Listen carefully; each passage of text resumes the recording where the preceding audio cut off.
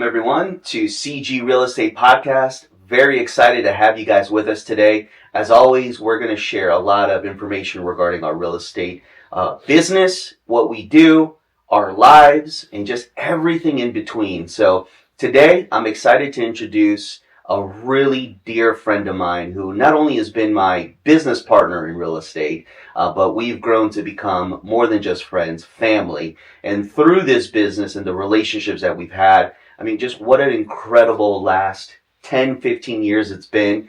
So without any further ado, man, what's going on, buddy? Hey, buddy, I'm just happy to be here and talk to you. I'm so grateful that you decided to come and do this with me. I know it's been a long time coming. We've talked about it, in several occasions. But, this podcast gives us the ability to have a platform to not only talk about a lot of things we do in real estate, but just for people to get to know who we are.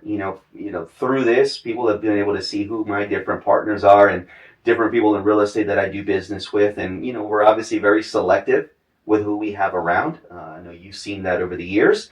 But we're just going to kind of talk about our journey. I would love to hear, and for the people to hear about your journey as well, and how you were able to navigate through business, some of the challenges that you faced in your career. And then we'll talk about even some of the successes and some of the challenges that we faced through our partnership. As always, and I tell the people this all the time, in real estate, it's not always a success, right?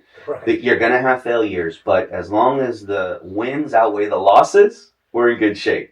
So I know a lot of folks will get out there and say, oh, real estate, you're going to get rich really, really fast. That's wrong.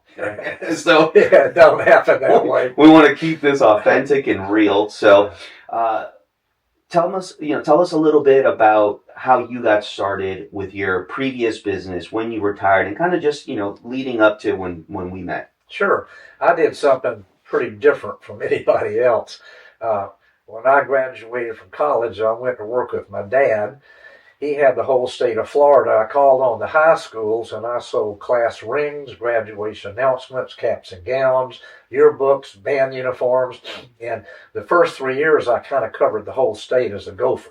And then I was able to take over my own territory, which was the west coast of Florida from Crystal River all the way down to Naples, which was much better. And I built my business up and became number 2 in the nation in volume.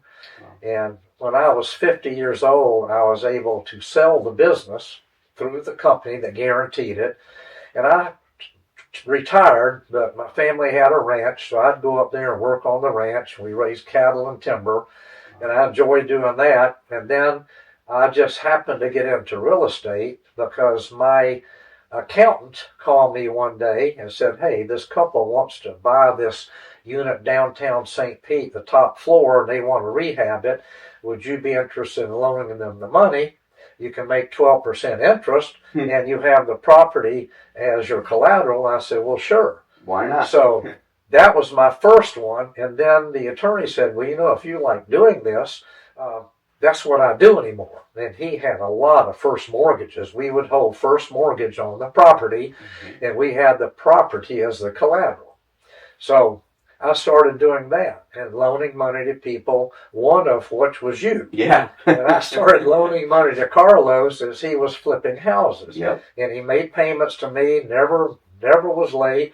And then when he paid me off, we would go do another one. I think our first mortgage we did together was back in like 2010 or 2011, right? When the market was rebounding. Yeah. So you came to me and said, listen, instead of you just loaning me money, why don't we do it together as partners? I said, okay. So I agreed to buy the properties, put up the money for the rehab. You took care of everything. And then we would sell it and we'd split the profit. Yeah. And I think over all the years, we never lost money but on one property. We did. Yeah. And the reason for that basically was the economy. About time we put the house on the market crashed. Yeah, it slowed down. Yeah, and we just decided, let's just get rid of this one and move on to the next one. Yeah. So we did. We took our loss and moved on and made it back on the rest of them. Yeah. But that's how I got into this business with you, and what you said was true. Over the years, we have become very best of friends. Yeah. I would trust my life to you. Well, and likewise, buddy. I'll call you every now. We talk multiple times a day, but if I haven't heard from you in the morning, I'm like, I just had to call you. That's just a relationship we have. I know you do the same. Same with me. If the day isn't right, I'm going to talk to you. And over the years, like you mentioned, as we started to do business and got to know each other a lot better, we started to build that trust and we started to build that relationship. And, I can tell you that the things that I've learned from you are invaluable. Yes, we've done a lot of cool things in real estate, but the man that you are, the willingness, the caring nature that you have, we are successful, but we give back, and the help, and even the way that you treat the people that work for us. I've said this before on the podcast, but you are only as good as your external team. And those guys that work for us, that rehab our houses, that are these guys that have come from Cuba and other places that are establishing, they're working hard, we treat them right. Yeah. And I've seen you do that. And that is just so endearing because these guys don't get treated well all the time. No, and I tell you, my dad taught me my whole life, you never judge the book by the cover. If you do, you're not a good person. You can't. And these guys that come in here, a lot of them don't speak English, so I have Translate on my phone. Yeah. But these guys are amazing. I've seen you take the worst house that you couldn't even walk into. Talk about that one in Bradenton. Oh my God! This is one you had to foreclose on. This is one of the few houses that I had to foreclose on, and I was actually hoping that when it went to auction, because if you foreclose on a house, it has to go to auction first. I was hoping somebody would buy it at auction. It was terrible. You and me both. This guy hadn't made any payments to me. He had people living in there. They added walls and stuff with no permits. And it stunk so bad I could hardly walk in there. It was a disaster. So I called you and I said, I need help. And you helped me. You didn't even charge me any fee. We went in and we filled, I think, 4 30-yard dumpsters we gutted the house, completely gutted the house. It was terrible.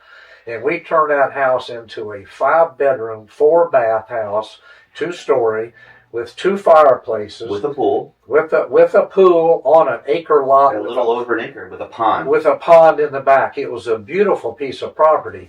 And it was horrible. And we turned that into an absolutely gorgeous house. It took a lot of money and sweat and tears, but we did it. No, it ended up being an incredible property. And we ended up selling the property, and that came out very well. Without you, I would have not known what to do, So thank God I knew you at the time. Well, like I said, that relationship has gone both ways. You've done a lot for me as well, and I think that's the most important, the beauty of relationships, where we're adding value to each other's lives.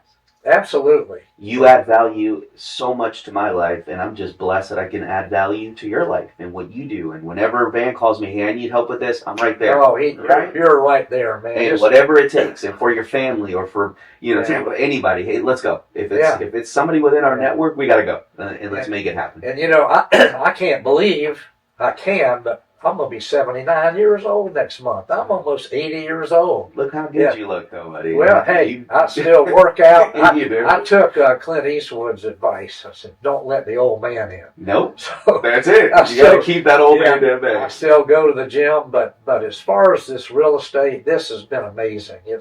But most people cannot do this unless they know what to do and how to do it, or they can lose their fanny doing this. And that's why what you're doing with this podcast, and I'm happy to join you to try to help other people. Yeah, because that's what it is. CG Real Estate Academy is based off of allowing people to learn from our failures, right? And educating them so you can mitigate the risk. There's risk. It's an investment. Like anything else, real estate is an investment.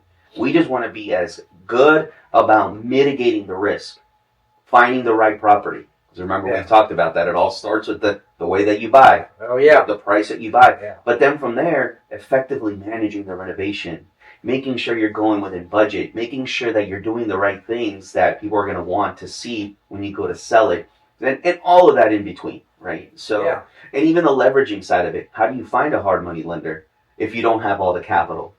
All the Yeah. benefits of that. Yeah. So, yeah, that is a big thing that we do with CG Real Estate Academy. You've seen it. We've done it together, right? And Yeah. from those experiences and that knowledge and everything we've gained by doing it, now we can share that with others. Yes. And I think one of the main things I've learned through you, of course, is if you buy an older house and you start renovating it, you're going to run into things you don't anticipate because the electric's old, the plumbing's old. But luckily, we have the guys that can go in, do electric, they can do plumbing, they can do flooring, they can do drywall, roofs, and that's why you have to be careful, and that's why what you're doing right now is so valuable because, there are a lot of mistakes. You got to buy the house right. Yeah. You got to make sure there's plenty of equity, even allowing for the things you don't expect or anticipate. Yeah. So you got to allow a percentage for that. Yeah. So you buy the house, you got to have the good people do the renovation, and then you got to know how to market the house. Mm-hmm. You got to do all the little details so that it looks nice. So when people walk in the house, they say, "Wow." Yeah, that's it. You want that wow. Yeah. You create that wow. That's how when you list the property, you've got offers coming in, and even in a market like we're in today, where things have slowed down, we've got the elections coming up. We just got wrecked with some hurricanes and all of this stuff going on. Well, there's still opportunity. Even with what we're dealing with now, there's still opportunity, but you just have to be patient. And by doing that, being patient, understanding the market, understanding what's going on, you can then also prepare for those things from the beginning. So as we move forward, with the next year, 2 years, 3 years in real estate, you're going to see the landscape of real estate is going to change. Yeah. But as long as you're on the right side of it, educated, knowing what to do, you'll succeed.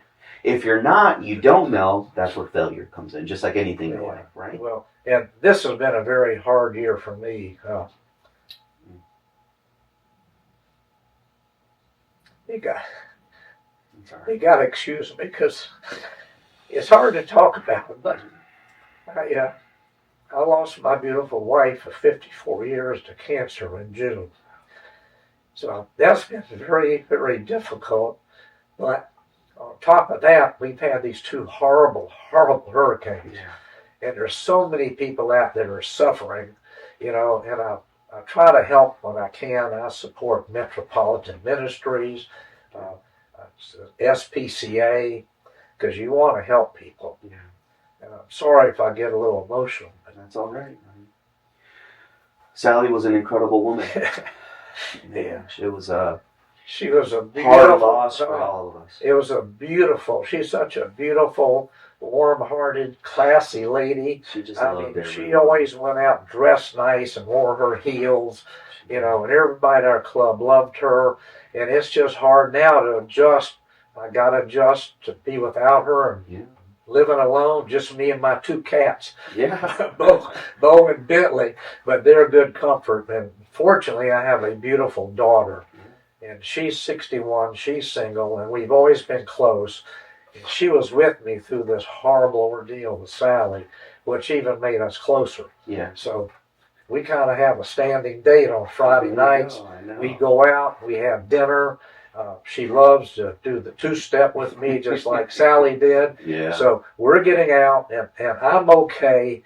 Just trying to talk about it just kind of hit me there, but I am okay. I've accepted the fact, and I feel blessed to have had a beautiful lady like that for 54 years. 54 years, buddy. That's not, we've talked about this before. That's a long time. And when when you experience a loss like that, of course, that's going to be traumatic. Yeah. And it's going to be a big adjustment. Yeah, it is. And I'm through the horrible part. The first month or two was horrible. You can't control it.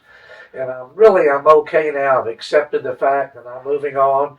And fortunately, I have you and your beautiful family to support me. And you've got incredible friends around you, too. Yeah, I do. Those relationships that you've cultivated because of the person that you are. Yeah. right? And I tell you, it was such an example of the way a man should treat a woman when I would see you with Sally and what you would do for that woman. I tell you, I talk about that in our marriage class. And me and my wife, we talk about it Yeah. because it was such a good example of the way that you cared for her, the way that you were there for her, the way that you supported her in her dreams and her visions and the things that she wanted to do. Yeah. But you set an example for all of us. And the one thing that I would ask you now, if somebody's experiencing loss right now, what would be the best advice that you would give them? You know what? It's just let it come. I mean, when you lose somebody like that, you're going to go through a terrible period. But you know there's light at the end of the tunnel. You know that. And I know she's in a better place. She knew I was with her to the very last. I was with her when she took her last breath. She knew how much I loved her. And you can't ask for anything more. And we're only here for a short time. And when my time comes, I really believe that I will see her again. Amen. You will, brother. You will. And that's the hope. Yeah, so just let it come. Go ahead and cry. Do whatever you got to do. Always keep your dignity. Treat people the same as you always have. Your friends will support you. And then you get to the period of acceptance. That's where I am. I have accepted the fact, and life's going to go on.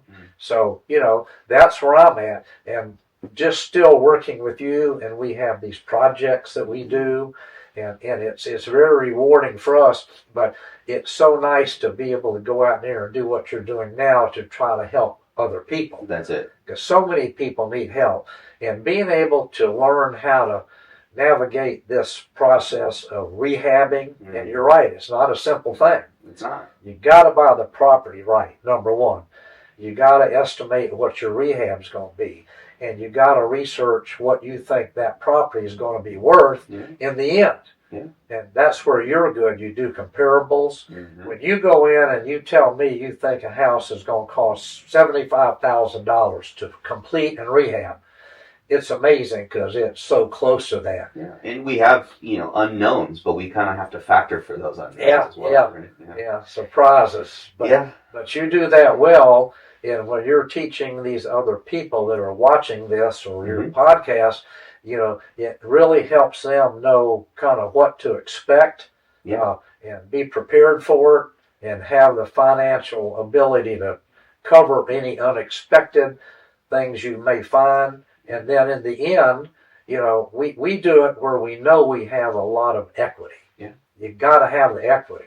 Because in the end, if you don't, that's when you can get hurt. Well, if the market shifts, like we've experienced, and or the rehab goes over and all of that, and you have to sell it for a lesser price, if you've got enough equity, at least you're not going to lose.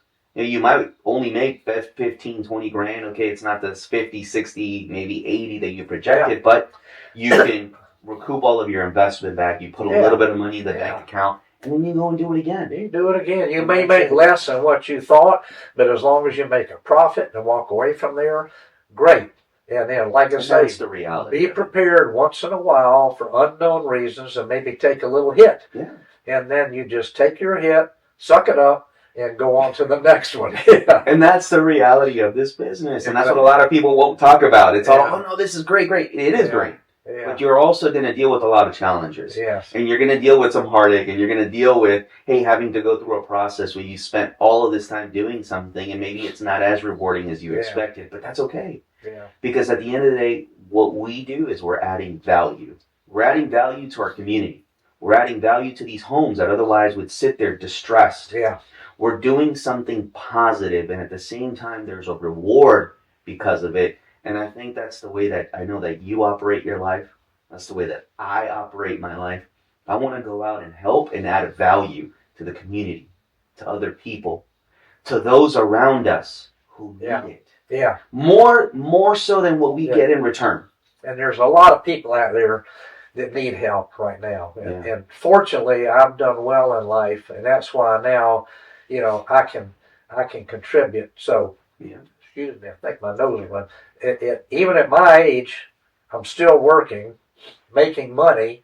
I feel like the more I can make before I die, the more I can leave in my will to help the I other, love that when you say that. you know, like Tunnel to Towers, SPCA, Metropolitan Ministries, and other charities, because it's in my will when I pass, you know, a certain percentages are going to go to different entities to help other people.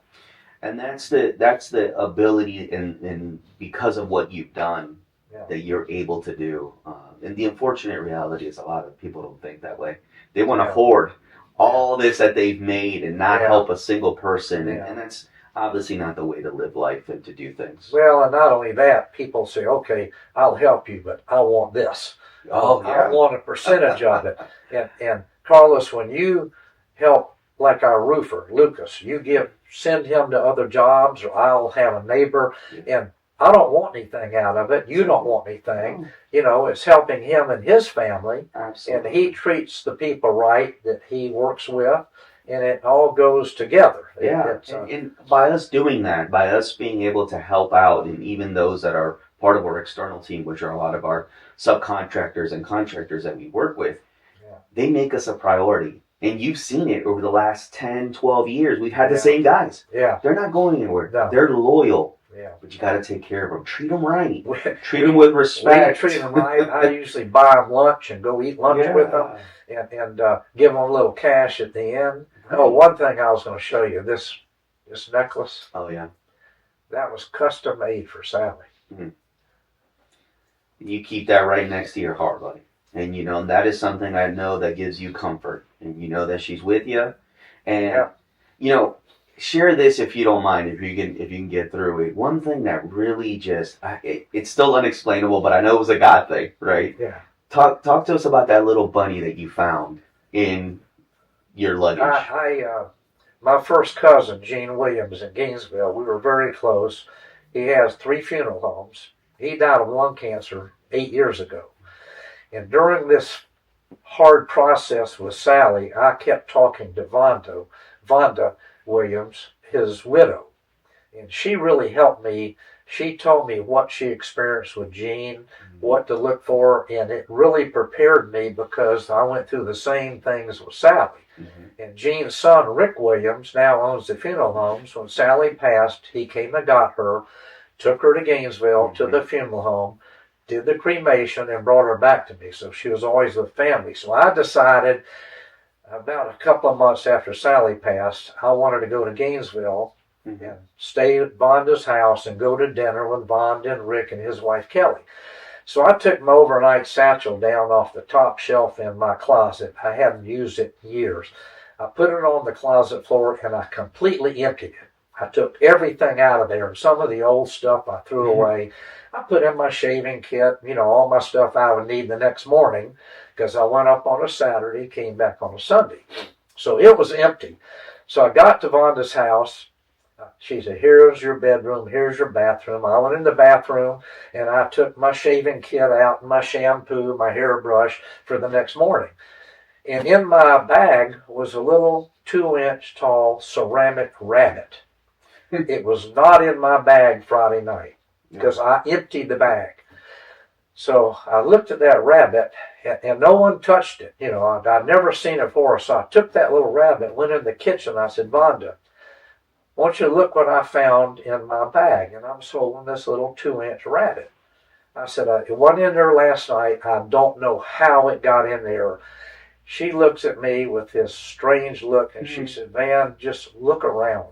Just look around. I started everywhere I looked. She had the same little rabbits in her house, everywhere on the shelves.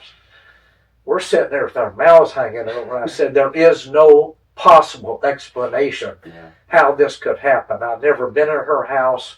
I know it wasn't in my bag Friday night. You knew it wasn't hers because she's like, that's not No. I mean, I took my bag and it was in my bag.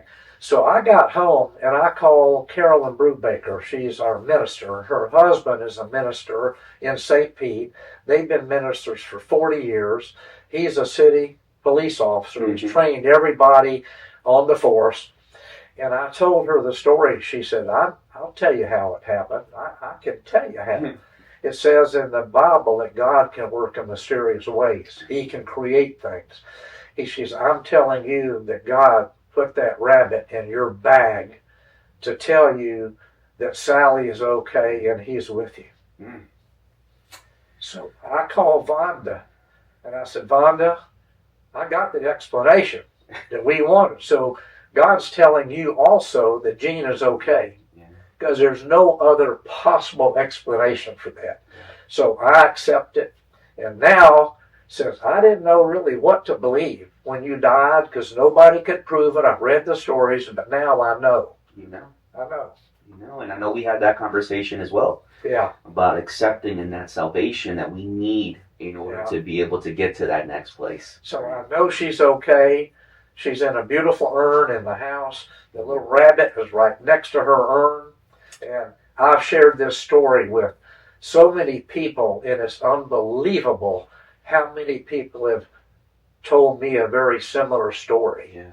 Not involving a rabbit, but other things. Yeah. And so they know, they call it a God wink or an angel wink. Yeah. You know, but it's out there, and it's just too many times that this has happened to not believe. Yeah. No, that's and that's the amazing part, where God steps in, He sees where you're at, and He provides you with something that can produce comfort. Yeah. And it's like a warm embrace. It's like a hug. Yeah, it is. I've got you. Don't worry about it. She's okay. Yeah.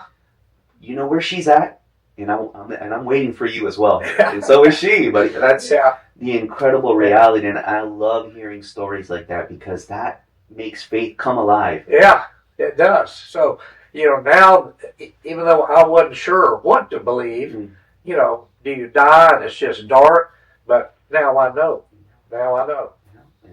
And so, thank you for sharing that. I mean, what an incredible testimony that you've been able to experience firsthand of how God works. And for anybody out there, who might be suffering, it could be with a loss, it could be with loss of job, whatever the situation that you're going through. Yeah. You might have just lost your home, and my heart fills up for you if you did just go through these disasters and these hurricanes and you're displaced and you lost everything. Yeah. Just know that there's hope. There is hope. There is hope. There is hope. And now I know in my heart she's with me. And I will be with her again. You will. You will. So I'm 79.